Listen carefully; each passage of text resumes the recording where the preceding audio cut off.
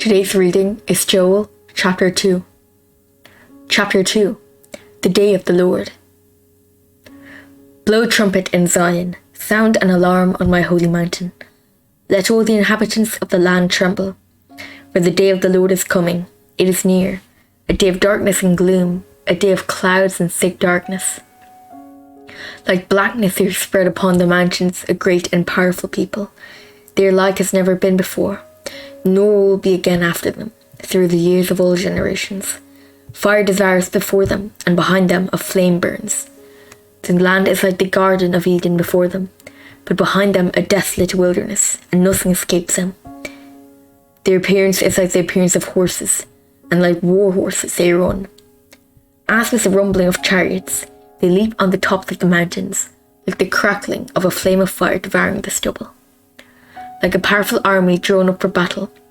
Before them peoples are in anguish, all faces grow pale. Like warriors they charge, like soldiers they scale the wall.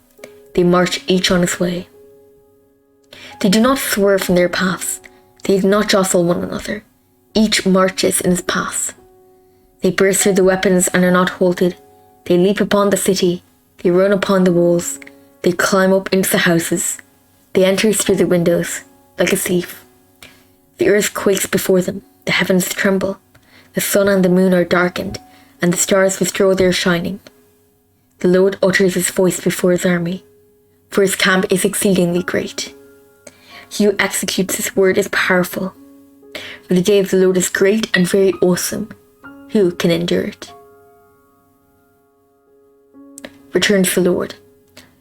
Yet even now, declares the Lord, return to me with all your heart, with fasting, with weeping, and with mourning, and rend your hearts and not your garments. Return to the Lord your God, for he is gracious and merciful, slow to anger and abounding in steadfast love, and he relents over disaster. Who knows whether he will not turn and relent, and leave a blessing around him? A grain offering and a drink offering for the Lord your God. Blow the trumpet in Zion, consecrate a fast, call a solemn assembly. Gather the people, consecrate the congregation, assemble the elders, gather the children, even nursing elders. Let the bridegroom leave his room and the bride her chamber, between the vestibule and his altar. Let the priests, the ministers of the Lord, weep and say, spare your people, O Lord, and make not your heritage a reproach, a byword among the nations. Why should they say among the peoples, where is their God? The Lord had pity. Then the Lord became jealous for his land and had pity on his people. The Lord answered and said to his people, behold, I am sending to you grain, wine, and oil, and you will be satisfied, and I will no more make you a reproach among the nations. I will remove the northerner far from you, and drive him into a parched and desolate land, his vanguard into the eastern sea, and his rear guard into the western sea.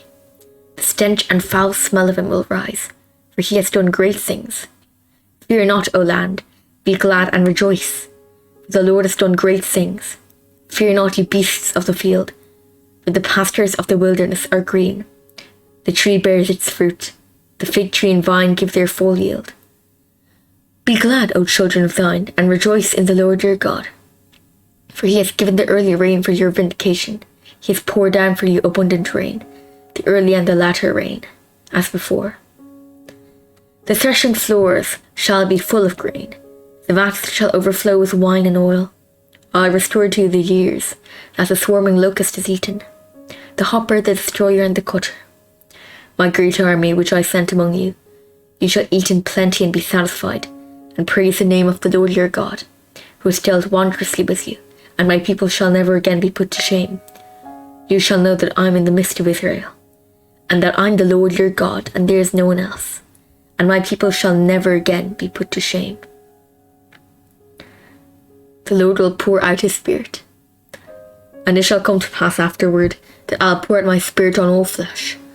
Your sons and your daughters shall prophesy, your old men shall dream dreams, and your young men shall see visions. Even on the male and female servants, in those days I'll pour out my Spirit, and I'll show wonders in the heavens and on the earth, blood and fire and columns of smoke. The sun shall be turned to darkness, and the moon to blood before the great and awesome day of the Lord comes. And it shall come to pass that everyone who calls on the name of the Lord shall be saved.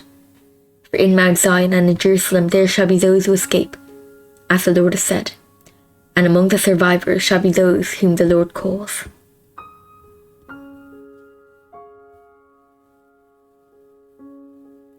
This is the word of the Lord. Amen.